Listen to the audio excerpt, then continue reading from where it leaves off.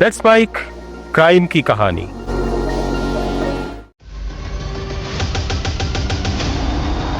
छब्बीस जनवरी 2026 जब पूरा देश गणतंत्र दिवस मना रहा था,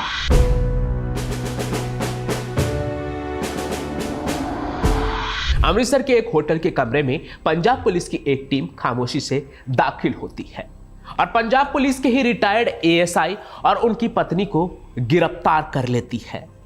ये एएसआई थे नामी गैंगस्टर गोल्डी बरार के पिता शमशेर सिंह। उनके साथ थी गोल्डी की मां प्रीतपाल कौर। तो क्या अब गोल्डी के कुकर्मों का हिसाब उसके माता पिता चुकाने वाले हैं या फिर मामला कहीं और जाने वाला है?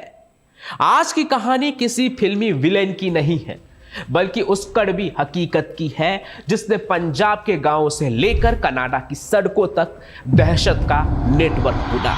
यह कहानी है लॉरेंस के दोस्त से दुश्मन बने सतिंदरजीत सिंह उर्फ गोल्डी बरार की। और इस बार चोट वहां लगी है जहां इंसान सबसे ज्यादा कमजोर होता है, उसका परिवार, फिर चाहे वो कोई गैंगस्टर ही क्यों ना हो।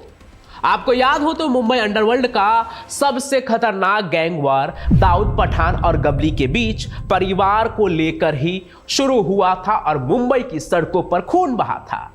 लेकिन आज के दौर में वही सिलसिला लॉरेंस बिश्नोई गैंग से जुड़े गैंगस्टर के बीच शुरू हो चुका है।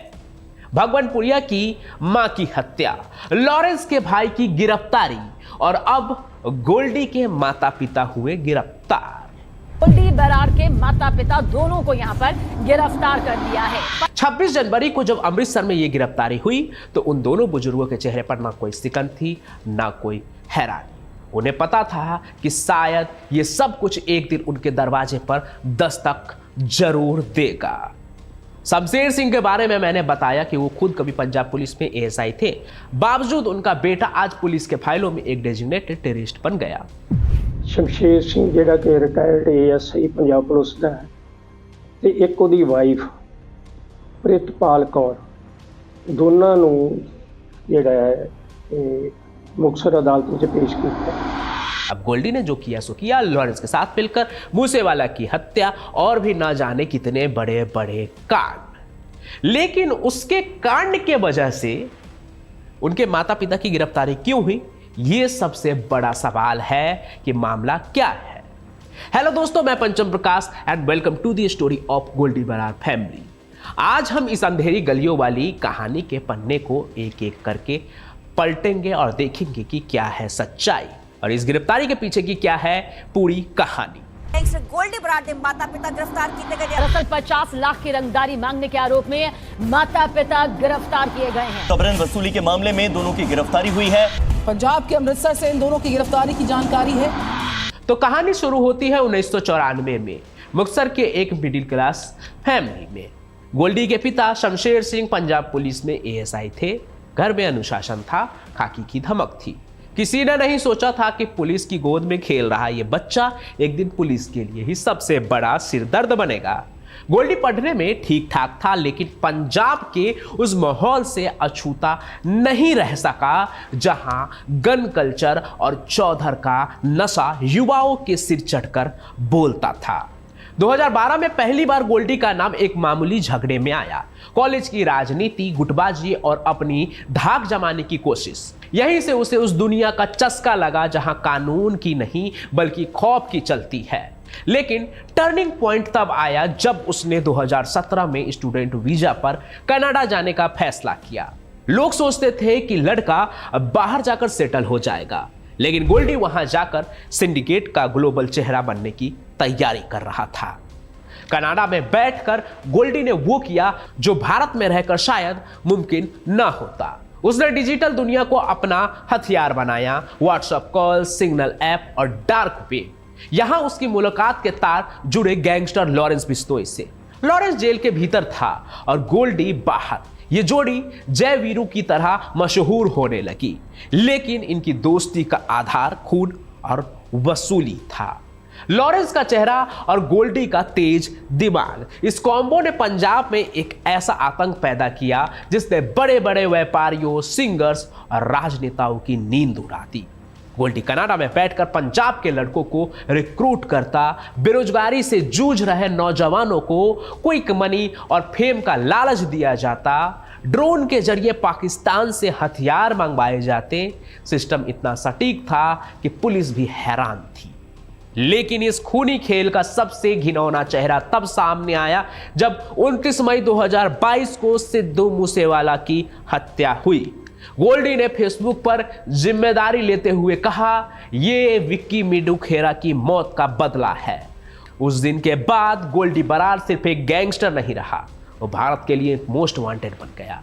इंटरपोल की रेड कॉर्नर नोटिस जारी हुई, कनाडा और अमेरिका की जांच एजेंसियां पीछे पड़ गई।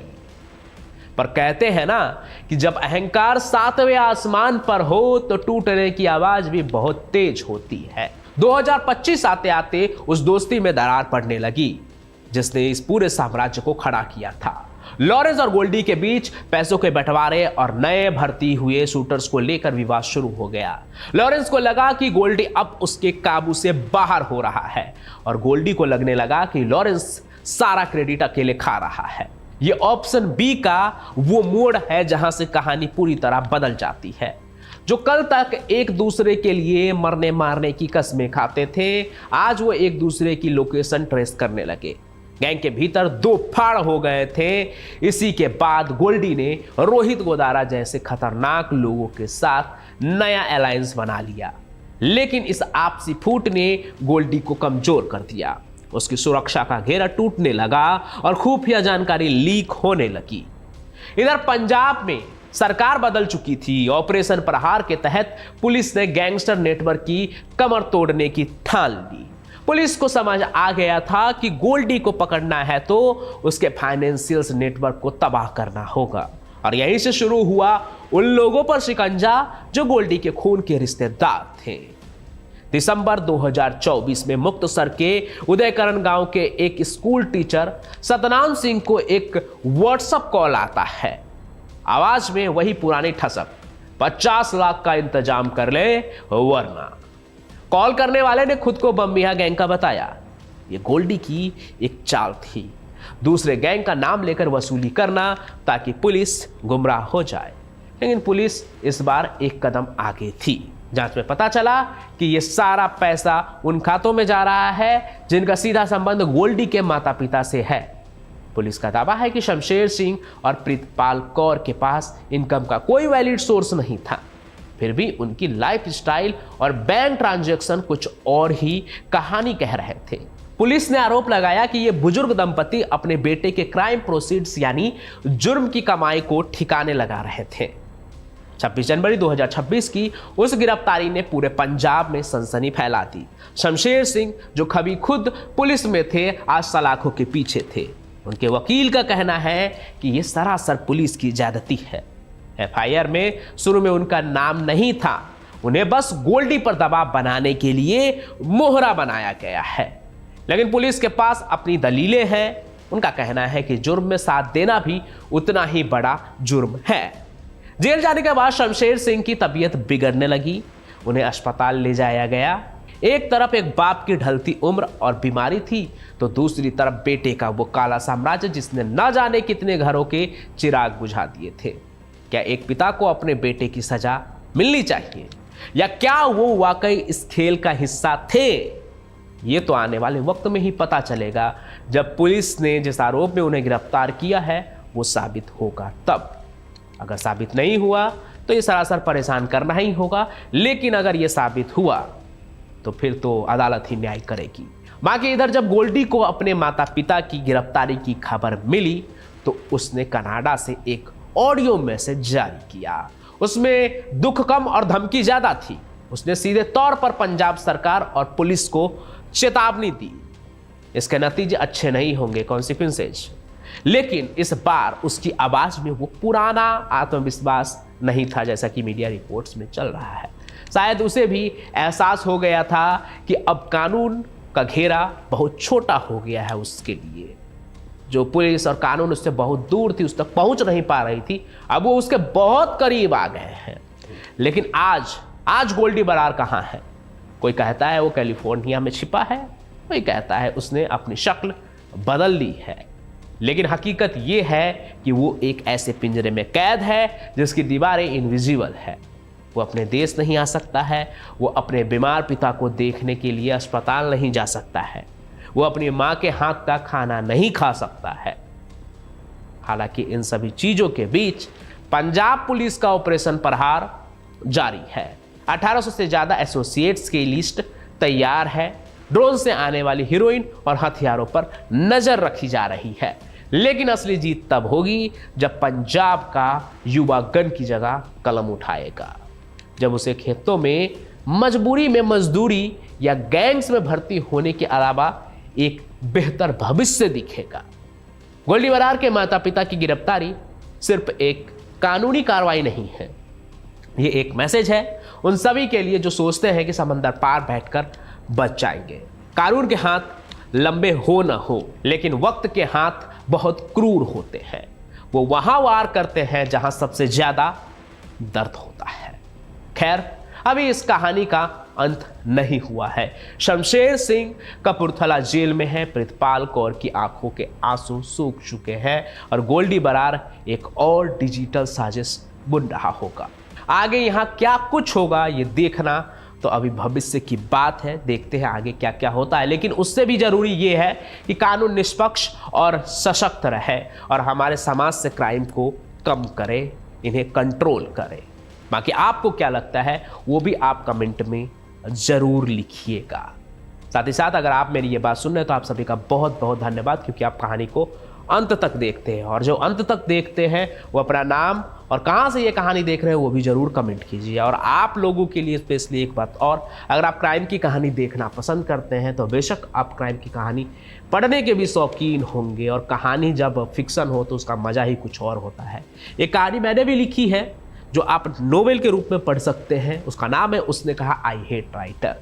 ये क्राइम फिक्शन नोवेल है जो आपको अमेजन और फ्लिपकार्ट पे मिल सकता है, जहां पर आप मेरी लिखी हुई किताब पढ़ सकते हैं। तो अगर आप पढ़ने के शौकीन हैं, अगर आप किताब और नोवेल पढ़ते हैं तो मेरी लिखी किताब जरूर पढ़िएगा और पढ़ के बताइएगा आपको कि कैसा लगा। बाकी मैं पंचम प्रकाश आपको यूं ही अपनी कहानियों के साथ मिलता रहूँगा। तब तक के लिए अलर्ट रहिए, सुरक्षित रहिए और हर तरफ पॉजिटिविटी फैलाइए। हम फिर मिलेंगे, तब तक के लिए धन्यवाद। जय हिंद, जय भारत।